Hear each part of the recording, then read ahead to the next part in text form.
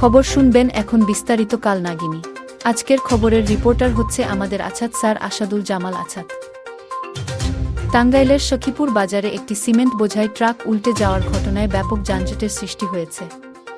আজ সকালে সখীপুর বাজারের প্রধান সড়কের মোড়ে এই দুর্ঘটনাটি ঘটে। এতে কোনো প্রাণহানির খবর না পাওয়া গেলেও ব্যস্ততম এই সড়কে যানবাহন চলাচল স্থবির হয়ে পড়েছে।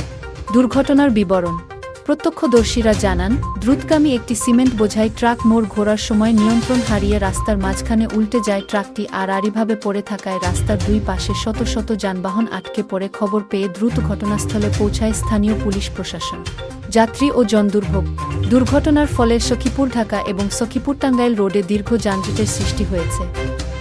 বিশেষ করে অফিসগামী যাত্রী ও সাধারণ মানুষ সময়মতো গন্তব্যে পৌঁছাতে না পেরে চরম ভোগান্তিতে পড়েছেন। তীব্র গরমে বাসে আটকে থাকা যাত্রীদের নাভিশ্বাস ওঠার অবস্থা তৈরি হয়েছে। বর্তমান পরিস্থিতি: সখীপুর থানা পুলিশ জানিয়েছে, রাস্তা থেকে ট্রাকটি সরিয়ে নেওয়ার জন্য দ্রুত ক্রেন আনা হচ্ছে। তবে সিমেন্টের বস্তাগুলো রাস্তায় ছড়িয়ে পড়ায় সেগুলো সরাতেও কিছুটা সময় লাগছে। পুলিশ সদস্যরা যানজট নিরসনে এবং বিকল্প পথে ছোট যানবাহন চলাচলের ব্যবস্থা করতে কাজ করছেন। আশা করা যাচ্ছে পরবর্তী কয়েক ঘন্টার মধ্যে পরিস্থিতি স্বাভাবিক হয়ে আসবে।